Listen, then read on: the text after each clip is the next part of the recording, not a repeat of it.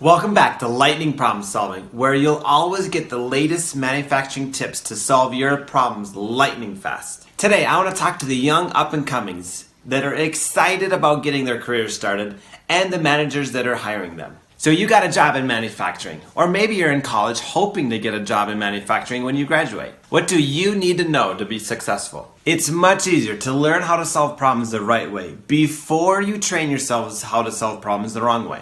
The hardest engineers I've ever trained were the ones that thought they were good problem solvers before attending my class. They have a history of finding bandage solutions quickly, but never finding the root cause. I have a video on the difference between root cause and solution. If that's a new concept for you, check it out. Bandage solutions will look like you're solving the problem at hand in the moment, but usually they'll set off a chain reaction of creating new problems at the same time. This is not good problem solving. If you ever get the opportunity, I recommend taking a 3-day course on lightning fast problem solving. It will make you stand out far and above all the bandage solution engineers that solve a problem the outdated, inefficient, problem-causing way. This is my biggest piece of advice for you guys. If you don't remember anything else, remember this. There's an 8-letter word that can totally change your life and set you light years ahead of your competition. The word is contrast. When you're faced with a manufacturing problem, remember to look for contrast. It could be a broken part, or a gap or flushness problem.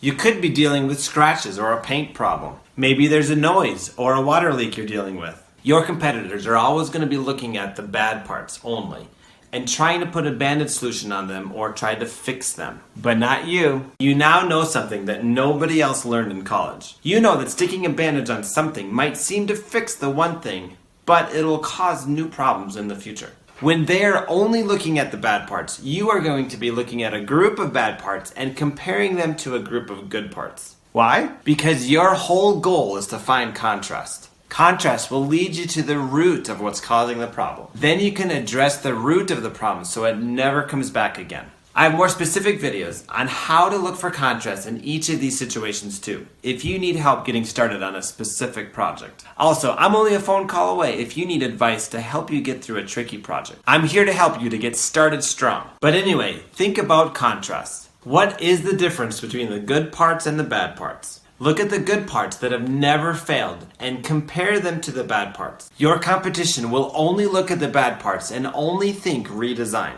When only 1% of the parts are failing and 99% of the parts have never failed, when you redesign, you're changing the 99% of the parts that would have never failed. Redesigns are very expensive, and new designs introduce new problems. Instead, you need to find the difference between the 1% that failed and the 99% that never failed, aka contrast. Now, for you managers that are bringing new engineers into your manufacturing company, my best advice is you really need to invest in sending them through the 3-day lightning problem solving class. It will give them the many tools they need to learn how to find contrast lightning fast. It will teach them to identify root cause instead of slapping bandages on your problems. They'll learn to make decisions based solely on data that no one can refute. Because everything is based on data with statistical significance, you can always be confident in their root cause. They will receive certification in lightning problem solving techniques designed to help your company become the best in your industry. If this video has helped you, be sure to click like and subscribe to my channel so you won't miss out on any lightning problem solving pointers. Comment below if you have any tips for new engineers. Thanks so much for watching. Until next time, happy problem solving.